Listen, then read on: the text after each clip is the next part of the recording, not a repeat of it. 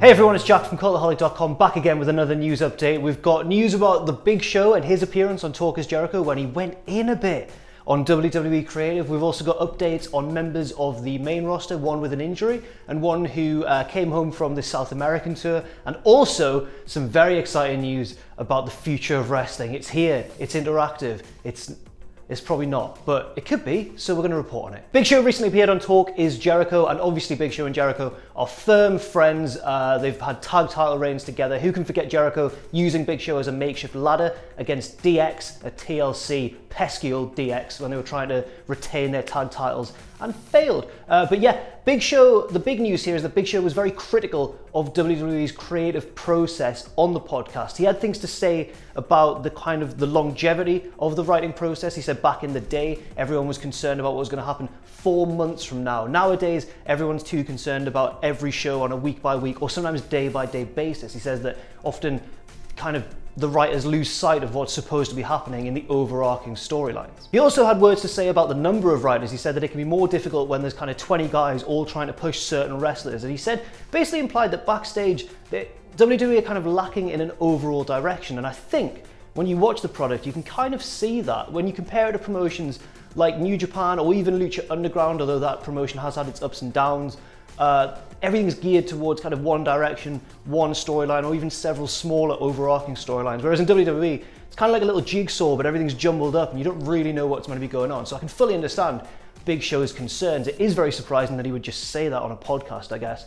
But then again, he has been a long-term asset to the promotion, and there's no one really like the Big Show, so he's probably in quite a safe position. And I guess there's been rumours of his retirement swirling for a long time now. He also was keen to emphasise that in his opinion, moves aren't that important, it's all about the storytelling. He said he got frustrated when he saw a particular comment from a fan online who said a certain wrestler would be a lot better if they incorporated some more athletic moves into their moveset. Big Show's response to that was, that's really not as important as being able to tell a good story in the ring. Moving on now to a story involving the very future of wrestling. The future is now, here, in 2017, can you believe it? And no, it's not in the hands of an innovative high flyer like Will Ospreay or Ricochet, it's in the hands of Rikishi from back in the Attitude Era. Rikishi is leading the way into the future of wrestling. Can you believe it?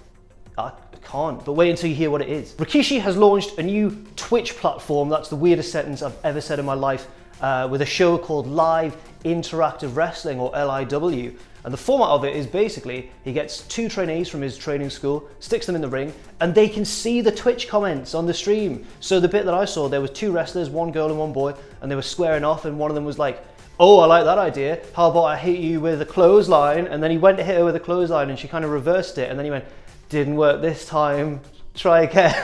Can you believe that? It's really good, Sam. It's the future. Can you imagine? No thing. You know what would have improved Omega Okada? If we were controlling them. It's like a computer game.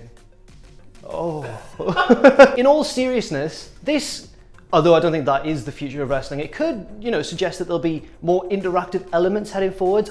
For example, I'm amazed that WWE haven't brought back Cyber Sunday or Taboo Tuesday, those interactive pay-per-views where you voted on certain steps or certain matches. I'm quite surprised that they haven't done something like that, and maybe that is on the horizon again, especially with social media and all the wider implications that has. But check it out, live interactive Rikishi on Twitch, future. And finally, just 2 quick little updates on members of the regular WWE roster. First of all, R-Truth hasn't been seen for quite a few months now, and he took to Twitter to explain. He said basically, everyone stop asking where I am.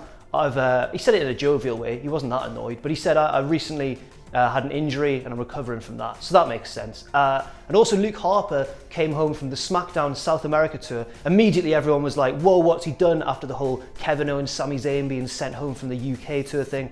But Luke Harper's was for a far less controversial reason. His wife has given birth, so he flew home from South America, and apparently his child was born just after he arrived. So all the best to Luke Harper and the Harper family, lovely stuff.